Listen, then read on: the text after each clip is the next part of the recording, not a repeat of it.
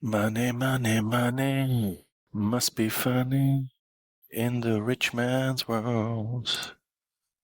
Okay, Communicative Capitalism with Tim. Well, my wallet says there is no capitalism at all, but hey, I just call it minimalism. Trendy, great. Alright, where's Podcastle? Here we go. Oh, Tim's already waiting. Okay, so let's do this. The Community Lab, your podcast that connects professional communication research, practice, and people.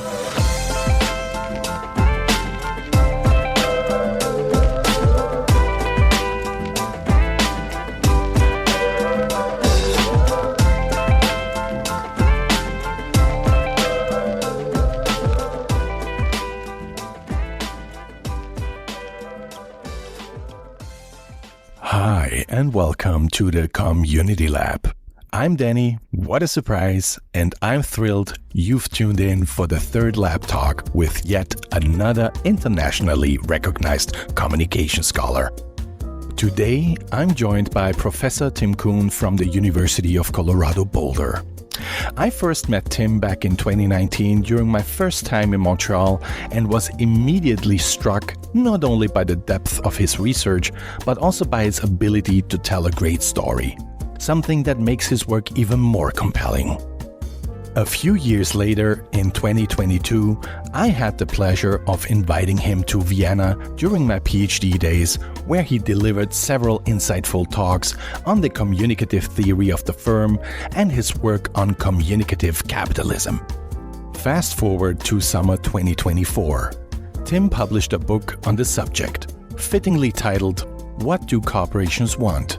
Communicative Capitalism, Corporate Purpose, and the New Theory of the Firm." In today's conversation, we will break down the essentials. What is corporate purpose? Why is it ontologically multiple? And how does communication, in all its complexity, play a fundamental role in shaping it? So, buckle up as the corporate roller coaster with Tim Kuhn is about to take off. Let's explore together what corporations ultimately want, besides profit. Enjoy. Tim, welcome to the Community Lab. Thanks for joining us. Thank you for having me. I'm so happy to be here. I'm happy too, Tim. Before we dive into today's topic, or rather your research on it, I asked ChatGPT, as always, to introduce my guest. A little information in passing, I changed the prompt a bit because the intros of my first two guests, they were a bit shallow. So let's see what it came up with this time.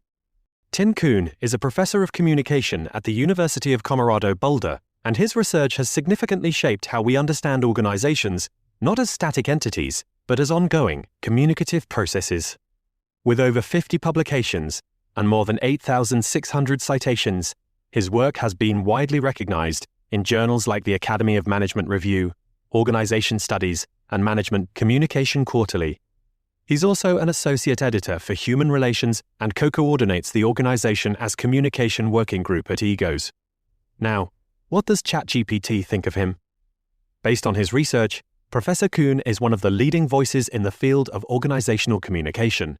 His work doesn't just describe how organizations function, it challenges us to rethink what an organization is in the first place, by highlighting the role of power, knowledge, and identity in shaping organizational life. His contributions offer both theoretical depth and real-world relevance. In short, if you're interested in how communication creates and transforms organizations, Tim Kuhn is someone you want to listen to. All right, Tim, that's ChatGPT. What are your thoughts on the intro? I'm very kind. That's very, very nice. Yeah. Some of it is maybe a little bit outdated, but I'll take it. I think human relations, you're not an editor anymore? Not anymore. I did some work with EGOS over many years, but that has sort of atrophied as well. Other more capable people stepped up and took over.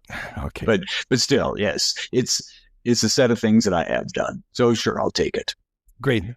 Tim, this lab talk is the first topic-specific one, which means that we'll talk about your concept of communicative capitalism and why it's something we need to talk about. But before we get there, I want to take a step back and ask, how did you end up in communication studies and what went wrong? That's a great question. For a variety of reasons, several things had to go wrong for me to end up here. I actually was a business major, a management major, as an undergraduate student back at the University of Minnesota. Mm-hmm. And I had to take a public speaking class way, way, way back when. This is a long time ago. And the public speaking class I took was not just getting up and giving some speeches. It was sort of an overview of communication. Mm-hmm. And I loved it. The person who taught it was terrific, a guy named Harry Myers, not in the field anymore. But anyway, Harry took it upon himself to be the evangelist for communication studies. Mm-hmm. I ended up going on and getting my management degree, but I had taken a bunch of courses good enough to get a major in communication. I didn't realize it for about a year or so after I got out and started working. I worked for Kellogg's cereal company, selling cereal and Pop-Tarts and things like that. I was stationed in Spokane, Washington, and I hated it. Nice. Hated the job. Hated being in Spokane. Okay. My one coworker in town also didn't like me for a variety of reasons. But anyway, one of the reasons was her former boyfriend was the other person in town who I displaced. He got moved someplace else when I came into town. Okay. And so she was unhappy that the company put somebody else in. Anyway, so didn't like the job, didn't know what I was going to do. I talked to my father, who hadn't always given me good advice in the past. And I said, I'm not happy doing this. I don't know what else I want to do. I look at my other friends. I don't know what they're doing. I don't see any path for me, and I don't know where I'm going to end up, but I certainly don't want to be here. And he said, well, teaching. You'd be a great teacher. I had never once mentioned teaching before that. I don't know where he got that from. My mother was a kindergarten teacher. So I think maybe he thought that, but we had never talked about that before. Mm-hmm. It hit me like a bolt of lightning. And so I started thinking, yeah, maybe that might be something I'd like to do, teaching. And then I thought more about it and where I'd like to teach, what level I'd like to teach. I then thought back to Harry Myers and the courses I took. I liked communication courses a lot more than the business and management courses I had taken. Mm-hmm. So when I thought about what I'd like to teach at a university, I thought communication was where I wanted to go. So I ended up going back to the University of Minnesota a few years later, getting a master's there, and then my PhD at Arizona State. And, one thing led to another. And, here I am. Mm-hmm. Somewhere along the line, I learned how to do research and learned to love it in ways that I never anticipated before. So a longer story than you wanted, but here we are. Awesome. I'm always fascinated by what my guests are telling stories, how they became communication scholars. I find it very fascinating. Another rather general question is, when you think about communication in general, what does it mean to you from a professional, but also from a personal perspective? Great question. Actually, I'm going to start answering that question by going back to the University of Minnesota. Mm-hmm. One of the reasons that I was enthused by communication way back then was, one, they had some amazing faculty members there. 3 people in the first class of National Communication Association Distinguished Scholars, mm-hmm. all in the department when I came. Anyway, I had a business ethics internship at the largest private company in the world. It's an agricultural company. Mm-hmm. So I had this business ethics internship in the organizational development arm of this huge company. One of the things that the guy who was trying to develop a business ethics training program had me do was to talk with people all over the world about what business ethics looked like where they were. Mm-hmm. So I got on the phone. This 21-year-old kid calling people all over the world asking about business ethics. Of course, I was hopelessly naive, but that probably hasn't ended in the year since. But it was such a privilege to be able to talk to people all over the world and ask about business ethics in light of the kind of work that they were doing and what could be trained. Mm-hmm. And one of the things that became very clear to me is that the things I was learning about management and ethics in the business school didn't address the kinds of things that they were talking about. Mm-hmm. So I would go into my classes in the business school and ask the professors there about the things that I was dealing with, the thorny, complicated, wicked problems that these managers were talking about when I would call them. Mm-hmm. And they would give me the sort of the trite, that's not how it's supposed to be kinds of answers. It was clear that they hadn't thought deeply about them, nor were they interested in thinking about them. And then I had the privilege of having a communication class. Mm-hmm. Mm-hmm. Yeah, I took a couple of communication classes, one on organizational communication and one on rhetoric. People teaching those courses were enthused. They said, yeah, those are the very kinds of issues that we are fascinated by.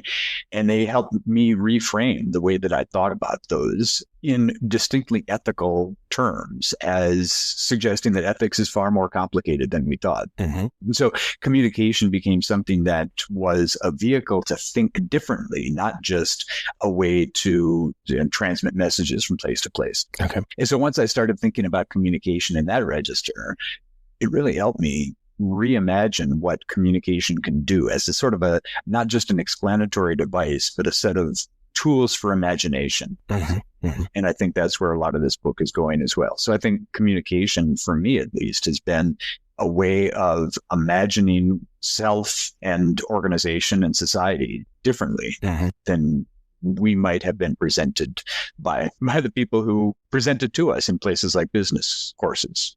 Mm-hmm. So you also use your knowledge in communication theories, research, you name it, as a person, also in your personal life? Yeah. My kids, they are right now 19 and 17. They get awfully tired of dad doing just those kinds of things. Reframing what they're doing using fancy communication terms. But I think they're very useful. Once we start thinking about communication as constitutive, that it constitutes our social realities, mm-hmm. that there's quite a bit more than we could understand about our worlds and about ourselves in these worlds. Mm-hmm. Students, including my kids, they start to learn that there are new ways of imagining their futures once they think differently about the practices in which they're engaged. Mm-hmm. Mm-hmm. I like this approach. You also built a very nice bridge to our segment that is a bit more research specific. So let's zoom in a bit. Are you ready to dive into the specifics of your research? Of course. And flattered that you're interested. I am. Tim, first things first. Before we dive into communicative capitalism, let's lay the groundwork a little bit. Your communicative theory of the firm is a key foundation of your research. Can you please break it down for us? And what are the core ideas behind it? Sure. Happy to do so. And I'd like to start by backing off of my claim to ownership here. Any theory of the firm is an attempt to explain complex organizing practices, and particularly for-profit organizations. Mm-hmm. Existing theories of the firm have been established by economics and law and management scholars over decades and decades. It would be foolish, presumptuous, delusional to think that any one person can establish a single alternative theory of the firm. Mm-hmm. So I'm suggesting that a communicative theory of the firm would be the kind of thing that a much larger group of people engages in over a much longer period of time. And that, as we'll talk, I'm sure, that the communicative constitution of organization literature helps us move in that direction. But although I've argued for the need for it, I think I've been sort of at the forefront of arguing for the need for such a communicative alternative to existing theories of the firm. Mm. I certainly don't own the term, nor do I suggest that anything that I would articulate would be the end of theorizing the firm. I think there's quite a bit more work that needs to be done. And I think that the book that we'll talk about is a first step in that direction, but not the last one, for sure. Can you tell us a little bit about the core pillars, the core ideas of the theory? Sure. Yeah. So any theory of the firm is, like I said, an explanation for a few main issues. And those issues have to do with what justifies their existence in the first place, how they operate internally. We'll talk about problematizing the notion of internal and external, the location of their boundaries, what's inside and outside. And again, that should be problematized by a communicative approach. And then finally, how they achieve or attain competitive advantage. My argument is that communication scholarship has different answers than the economics and management work, the governance and competence approaches. It has different kinds of answers. I think they're more satisfying answers, but different kind of answers that move us in different directions for thinking about organizations, especially for-profit organizations. Corporations are one type of that, one type of for-profit organization, but certainly not the only type there as well. So a theory of the firm is trying to address those four kinds of questions. Communicative view is trying to argue against the economics view that says we should be reducing transaction costs, or we should only be paying attention to principal agent concerns, or we should see the firm as this nexus of contracts between relatively independent contractors, or we should see the firm from a management perspective that sees it as a bundle of resources. The resource-based view of the firm suggests that firms are basically like shopping carts that we put a lot of resources in, steered by the person who is shopping at the grocery store for particular purposes, and that the more if you get the right bundle of things in your shopping cart, that you'll produce fantastic success. And of course, there are different versions of the resource-based view as well. But I'm trying to argue against both of those visions of what a firm is and does and should be. Okay. Yeah, we will talk a bit more in detail about your book. Sure. So, but first, this is also something you've been researching, and I think we also should talk about it a little bit, because it sounds a bit counterintuitive when you talk about the disorganizing properties of communication, because after all, we often think of communication as something that creates order. Can you unpack what you mean by this disorganizing properties of communication? Sure. Yeah. And you're right. The way that we typically think about communication, it's about producing similarity, likeness, that more communication produces some meeting of the minds, a shared meaning between people. There's a recent book, bestseller book, a New York Times bestseller right now, called Super Bloom by Nicholas Carr. And one of the things he's arguing against is just that assumption. We've thought about, just as a side note to this Carr guy, is saying that we've thought about social media as solving all of our problems, that easier communication means that we're going to get along, that we will overcome our social distance, that we will start to agree, we'll produce harmony. Almost. Right. That's certainly how social media has been turning out. From its earliest days, communication scholarship, theorists and philosophers about communication have argued exactly the opposite. More communication, easier messaging does not equal shared meanings. If meaning is really what communication is about producing, then we should not expect shared meaning. We should expect at least the possibility that there will be a great deal of disagreement, that if we're talking about the wills and intentions of a variety of actors coming together in communication practices, it would be foolish at best to think that my interests are going to be imposed upon you just because I choose the right words. Of course, that's foolish. And so the notion of disorganization, to come back to your question, the notion of disorganization picks up on that very idea, saying that we've treated communication in too simplistic a manner. And so disorganization is suggesting that communication practice is about those meanings, but those meanings are always up for grabs. Meaning is inherently indeterminate in a variety of senses. But that suggests that communication is unavoidably ambiguous, nonlinear, that there is always going to be an excess of meanings in any practice of communication. And if there is an excess of meanings, that it's not just my meaning from my head popping out through my mouth or my fingertips and getting inserted into your head, then what we've at least got to do is be able to explain how it is that a lack of any clear relationship between intention and outcome happens. That ambiguity, that misunderstanding, the differences between people, I think, need to be part of our conceptions of communication. So if meaning is always deferred, if meaning is always about the possibility of not understanding, if meaning always exceeds our grasp, if meaning is not so much about decidability, but it's about undecidability, fragmentation, ambiguity, then we must have a different conception of communication to go about finding that. And I'd suggest then that that's not just about the relationship between two people who can never have some sort of Vulcan meaning of the minds. What we're really talking about is that we are always stumbling together by not actually being together. That communication is not about, it's about managing difference. It's not about producing sameness all the time, inevitably. Fascinating stuff, man. It's awesome. Your most recent book, What Do Corporations Want?, tackles a fascinating question and a very timely question. So let's get straight to it. What the heck do corporations ultimately want?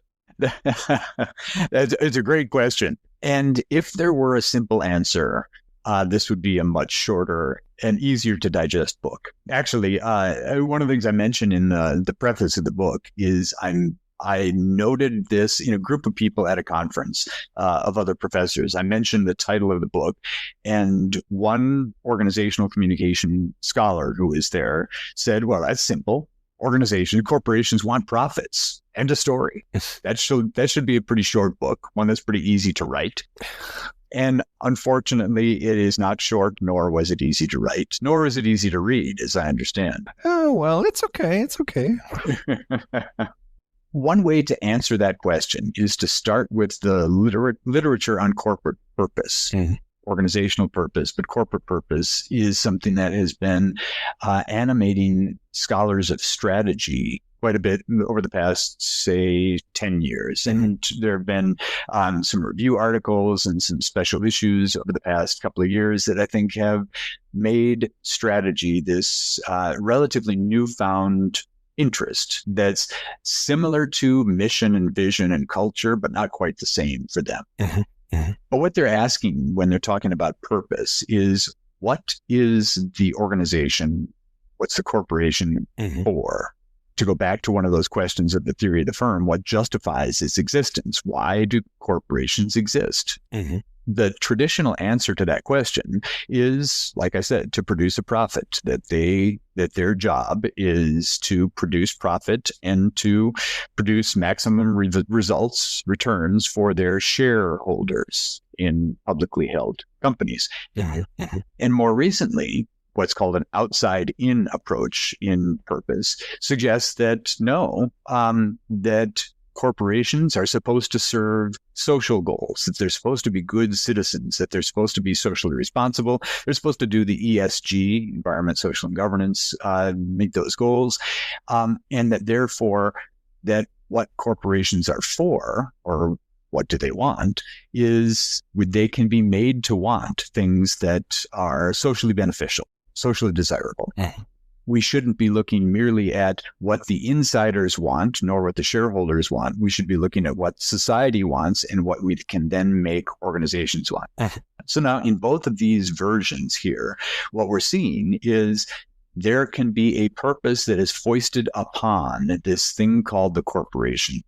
Either it is about producing maximum outcomes, financial outcomes for shareholders and people within the organization, or it's to produce some sort of socially beneficial outcomes. Of course, corporations still have to make profits, but what we see here is between these two, sort of the profit versus principles, basically, we see a battle. We see that purpose has become this battleground for what and how organizations should act in their world.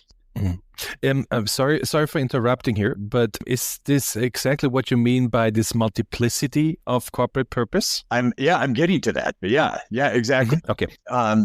So we're seeing that corporations are asked to do a couple of things at the same time. And I can talk a little bit about to how what I call communicative capitalism narrows those purposes. But in any case, there are at least then two purposes that are animating most corporate activity. And to some extent, that those purposes then are understood as orthogonal, that they can't get along. Of course, there are people who suggest that principles can be aligned with profits, and there are others who say that no, that those are fundamentally opposed. But the idea behind that is that there are at least two purposes. And to suggest that there can be one overarching purpose then suggests that at least one of those purposes doesn't have as much purchase on organizational life. So we start with the idea that there are at least two conflicting purposes. We then can get to ontological multiplicity if we like, but I don't want to go too far off track. So for our listeners who are mostly practitioners, but also scholars, what should they have in mind when you talk about this multiplicity of purpose? Yeah, I recognize that multiplicity it's a complex idea.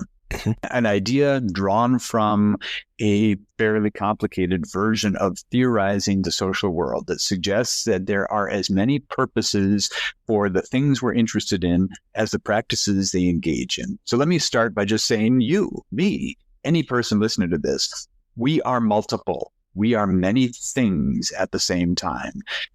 We are academics talking about a book on a podcast. So we are working in an academic register. We are also, our identities are many. I'm also a father and a husband.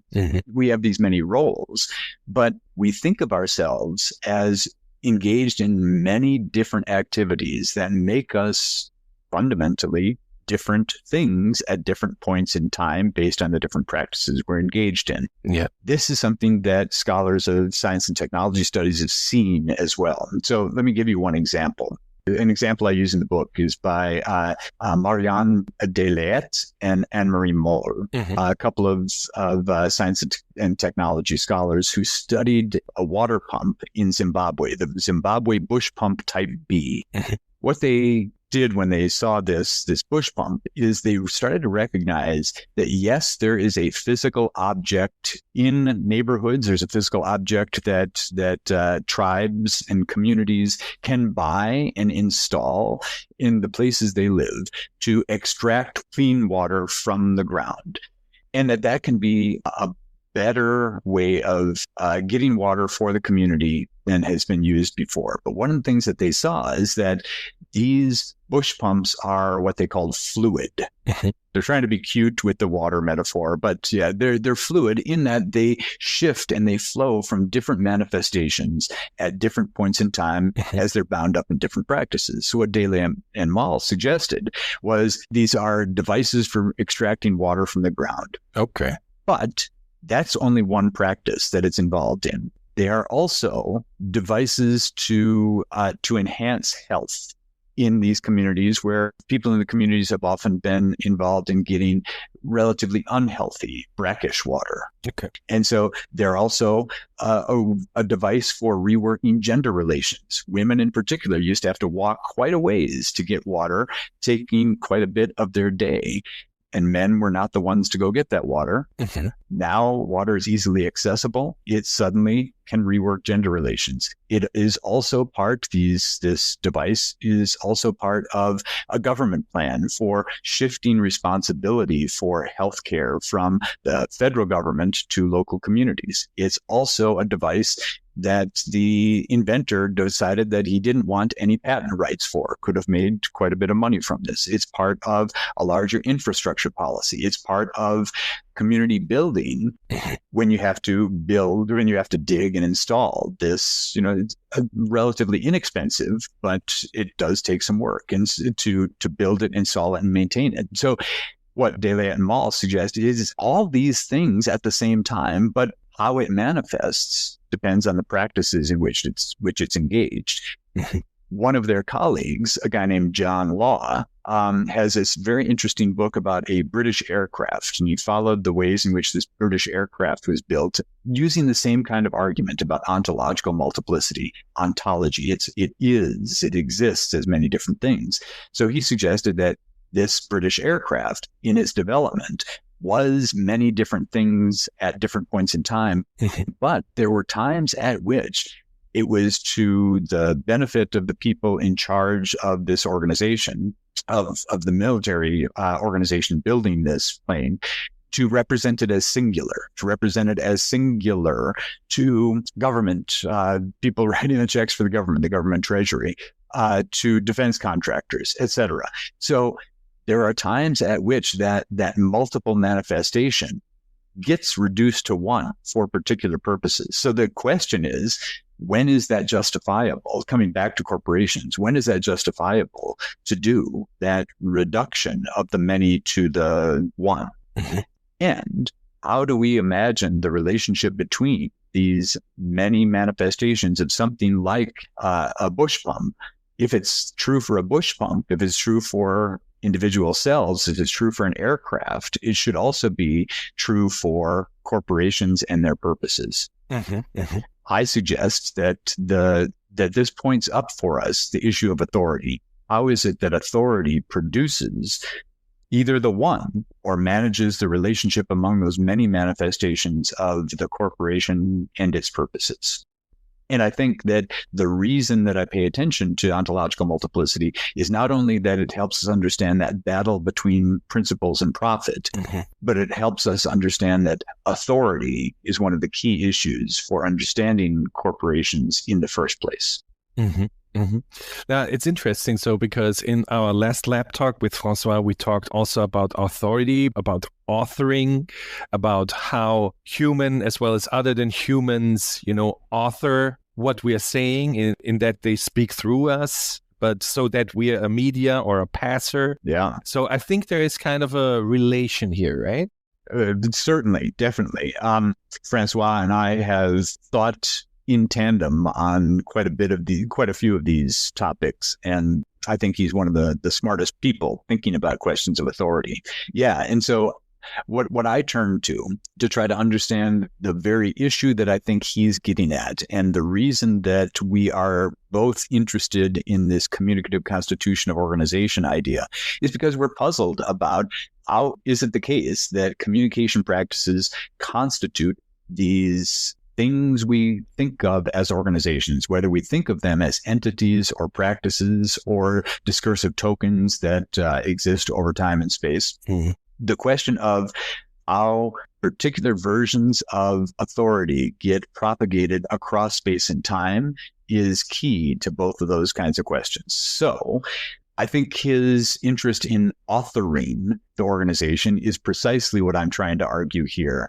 I turn to a device that I call the authoritative text to do that. It's a term that is borrowed pretty liberally from members of the Montreal School who have thought about text pretty expansively. And so I use the term authoritative text to think of a device that is employed in decidability across the distantiated spaces and times of organizing. So this authoritative text encapsulates those promises of value and claims to property and is used as a device to describe the we, to describe what we are, where we're going, how we're going to get there, and also, of course, what we're not, what we define ourselves against. So it's about identity and trajectory for the organization.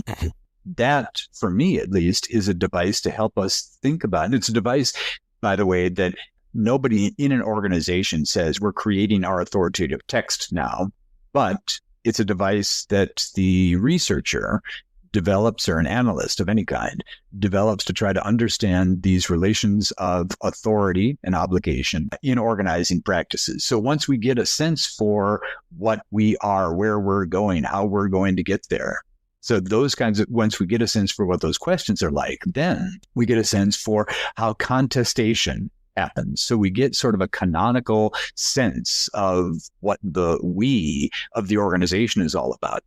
What we then get a sense for is how that contestation, the conflict, the disagreement, the vying for control over what counts as authority and decidability happens. And so what I'm suggesting is that ontological multiplicity, where we have those many different versions of purpose and many different conceptions of the organization and its identity and trajectory, that ontological multiplicity points up the necessity to understand conflict, contradiction, even if those conflicts and contradictions are sort of under the surface. An analyst, using the notion of the authoritative text, has an obligation to try to understand the ways in which conflict, vying for control, happens in organizing practice. Fascinating, complicated, fascinating, but let's read your book, right? But I recognize too that it's what I'm talking about is full of quite a bit of convoluted language, ways of thinking that are not conventional.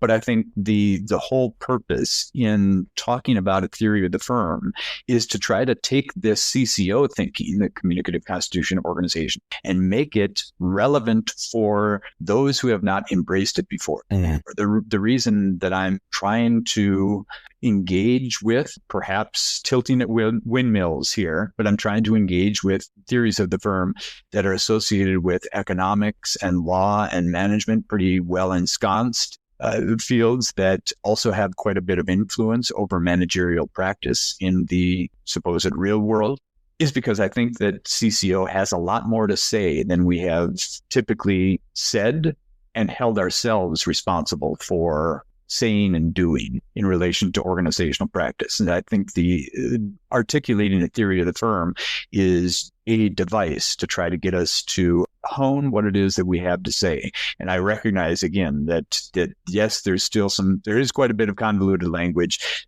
but at the same time, I'd argue that unless we learn to talk differently about the conceptual commitments we have, we're not going to be able to do differently. Yep, I totally agree.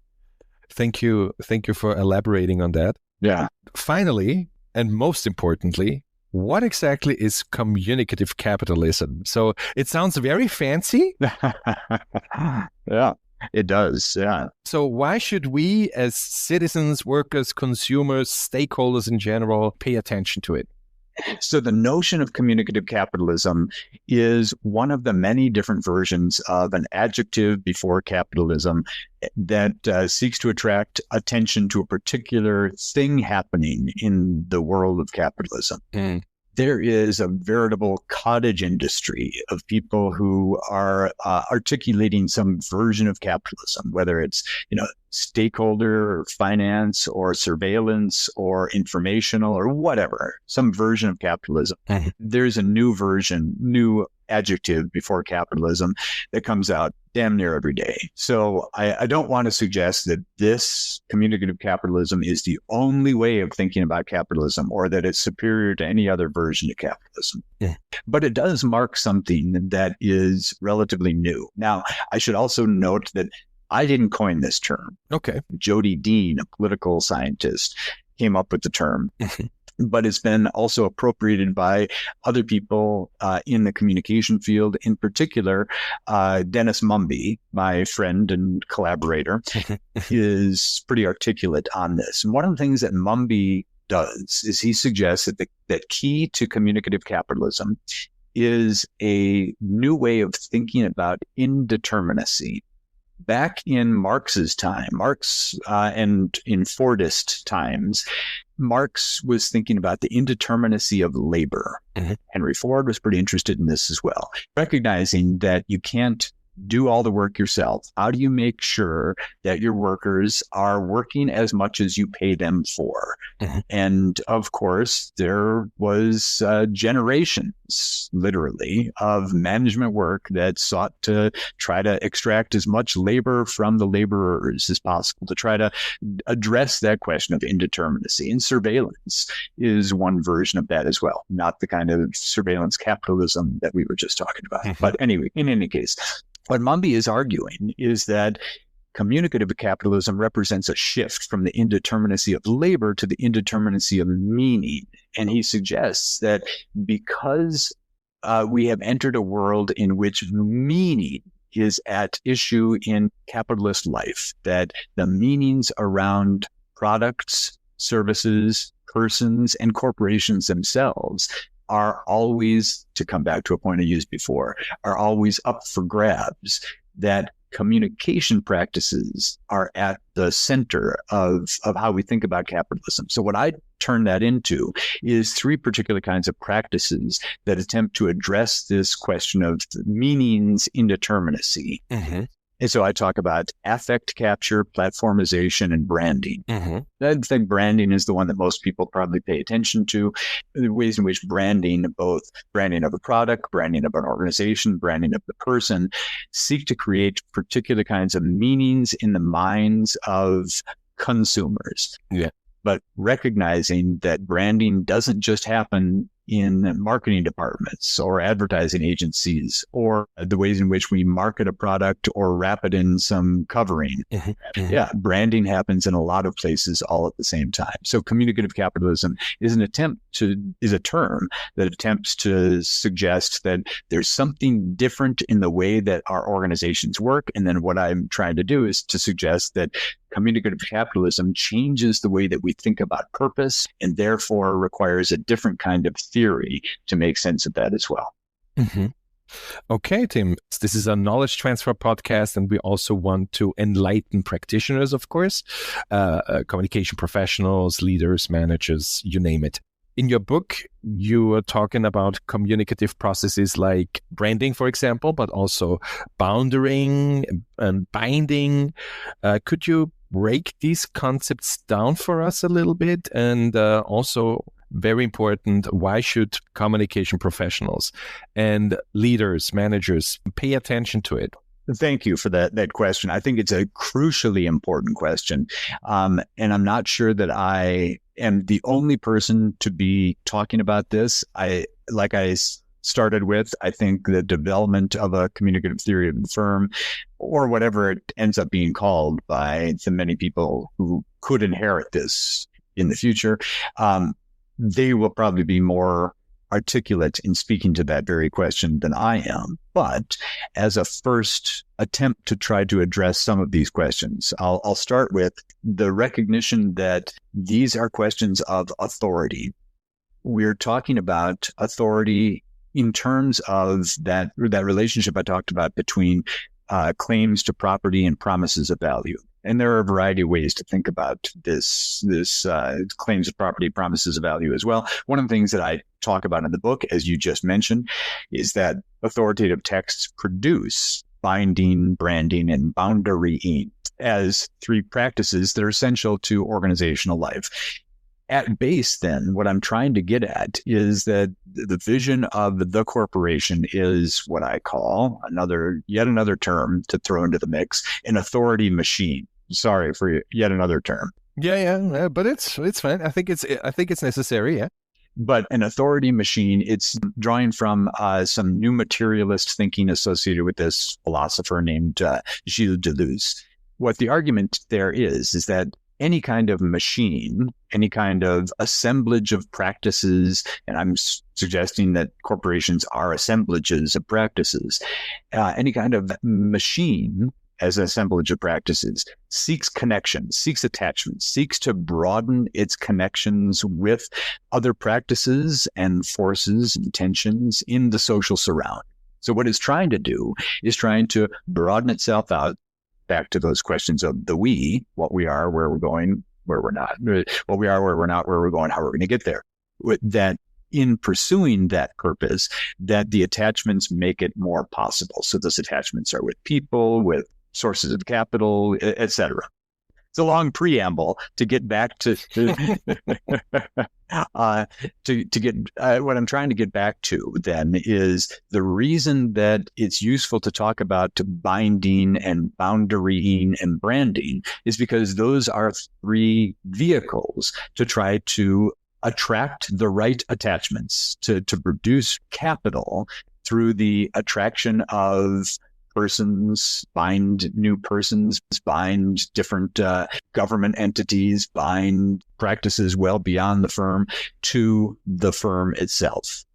Boundarying, ruling some things in and out, and to do that in a way that manages those attachments. And then branding, of course, to produce a particular image that will induce attachments as well. If we're really interested in thinking critically about the firm, if we're really thinking about a theory of the firm, not just as another managerial tool, and good reasons to have any theory of the firm as a managerial tool, but if we're thinking about not just a managerial tool, but as a set of possibilities for new becomings, new alternatives, new ways of thinking about what it is that firms are in our world, if we're thinking about how we might manage differently, how we might think about the generation of purposes that can transcend that principles versus profit division.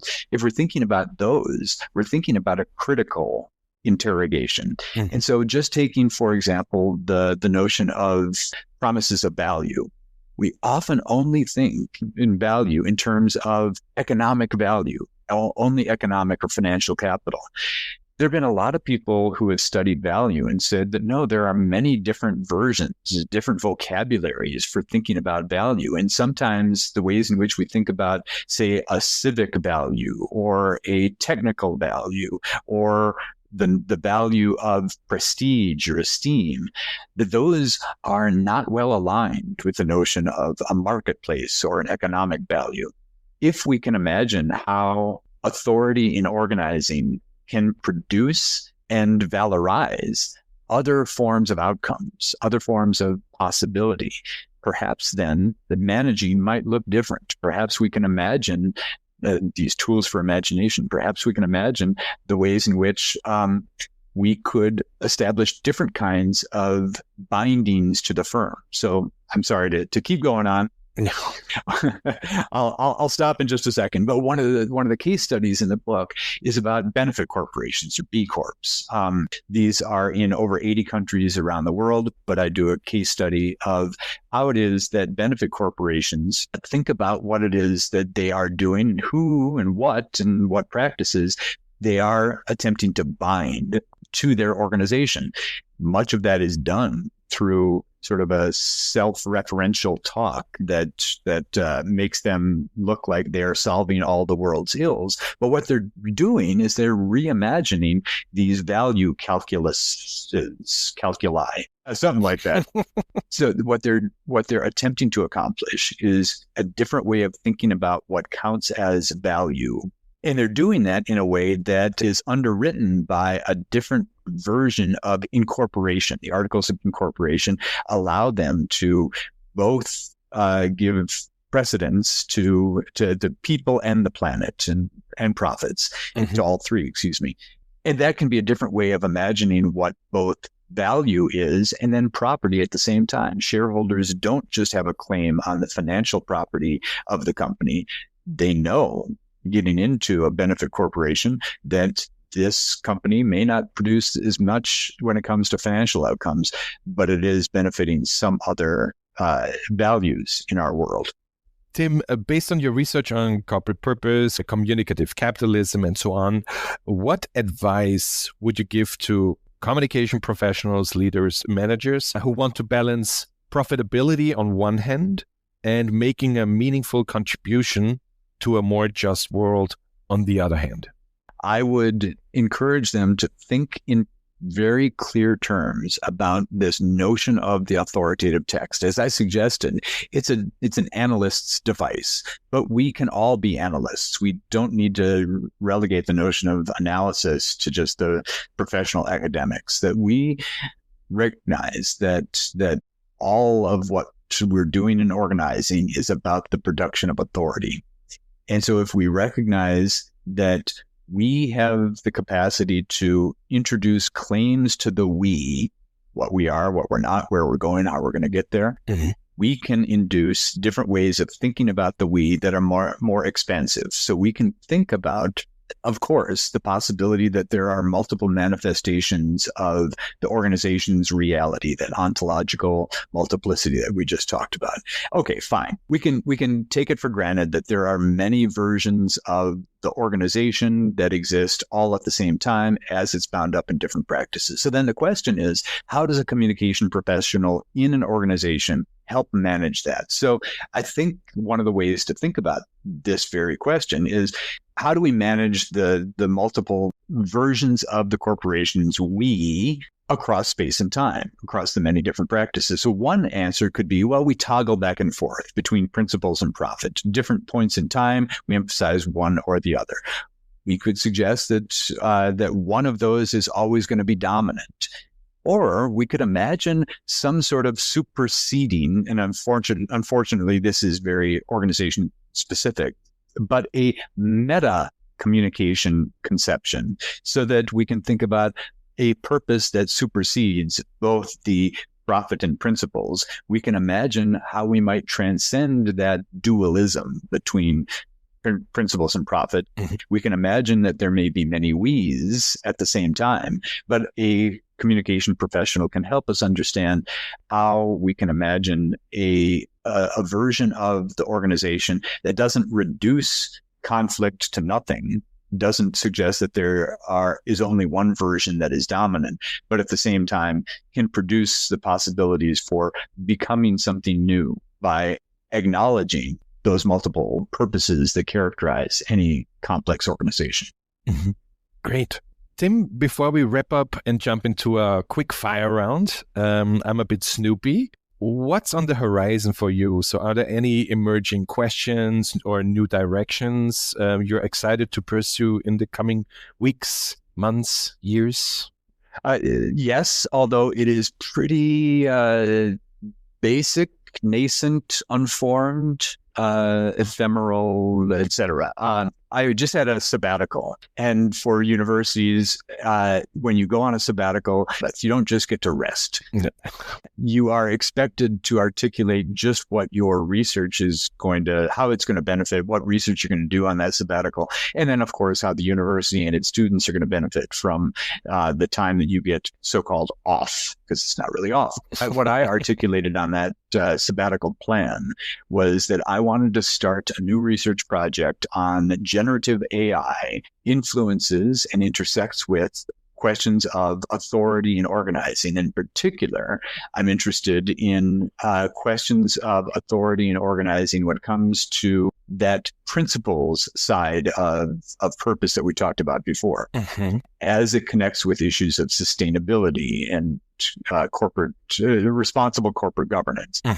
And so to this point, I've seen very limited attention to that. I've been sort of unimpressed to this point in that confluence of AI, sustainability, and communication practice.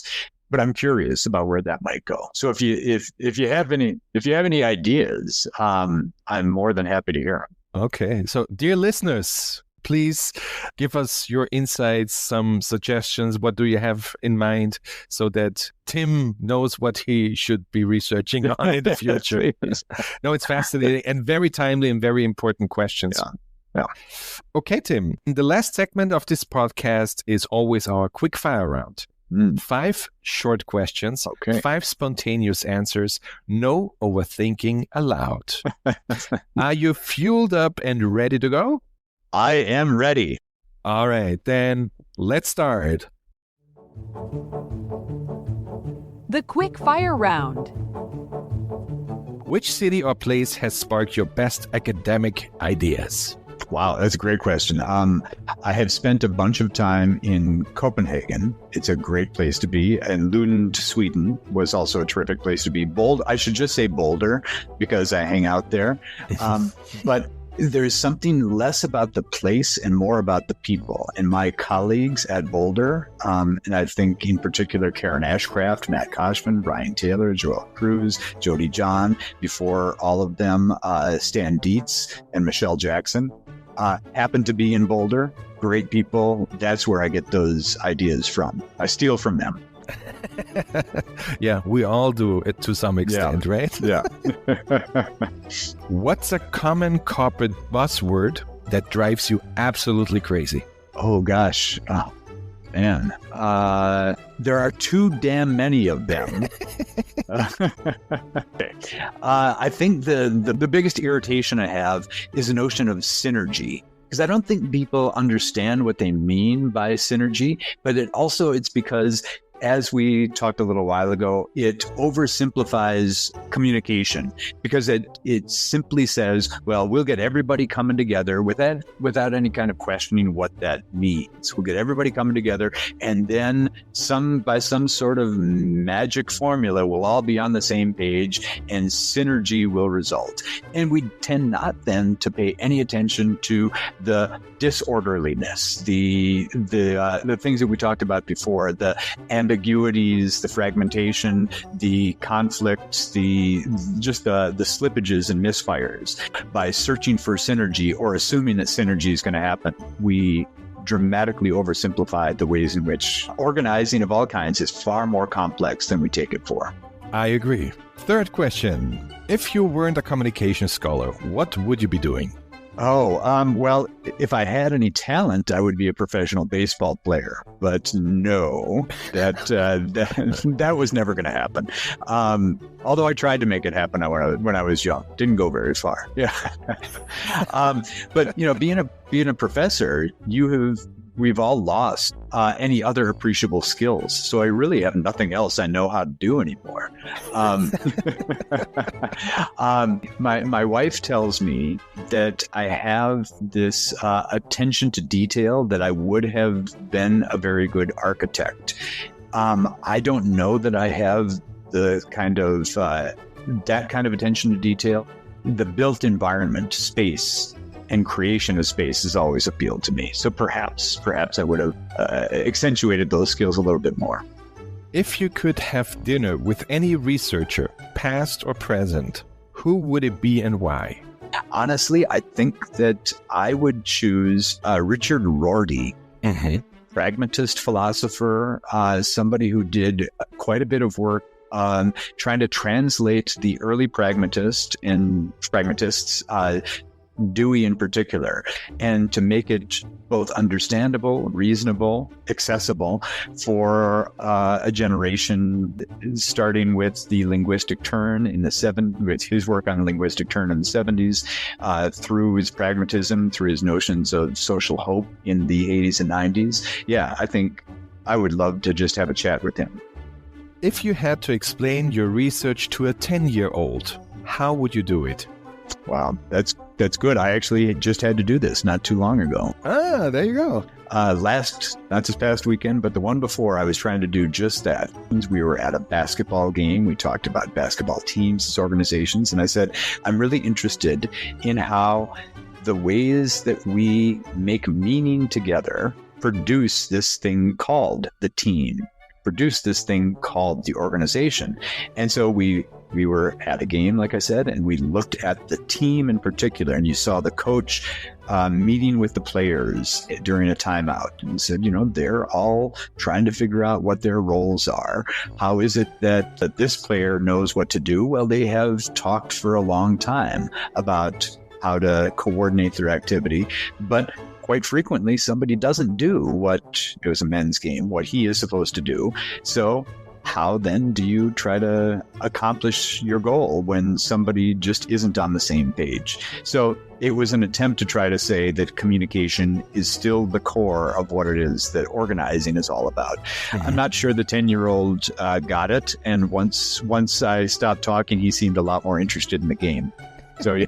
But yeah, maybe you can explain it to me this way, so maybe I understand it a bit better.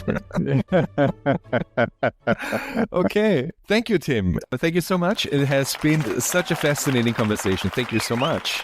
This was such a pleasure. Thank you. And it's so flattering to be able to talk about this work. I am so pleased that you're interested in it, and I hope I didn't bore the listeners too terribly much. I'm pretty sure you didn't bore anybody. And so I really appreciate you sharing your expertise and your wisdom, but also some personal insights. Thank you so much. I seriously can't wait how your work continues and how you're going to challenge and inspire our field also in the future. Thank you so much, Tim. Thank you. You're far too kind. This has been a privilege to talk with you. Thank you. That was the Lab Talk with Tim Kuhn. I hope you found it just as fascinating as I did. One key takeaway for me is that even water pumps can communicate. So next time I come across one, I might try having a conversation. But let's just hope it doesn't speak only French, or things might get even trickier. Beyond that, today's discussion drove home how complex communication is within any organization, and why we should always keep this complexity in mind when navigating our interactions. We also saw once again that corporate purpose is anything but straightforward.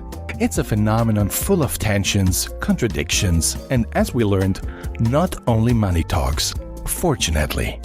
As always, if you want to explore this topic further, you'll find 5 publications handpicked by Tim in the show description. You know the drill. Follow the Community Lab on Spotify, Apple Podcasts, and Podcastle. Subscribe on YouTube and connect with us on LinkedIn. Your feedback is invaluable in helping this knowledge transfer project grow and improve.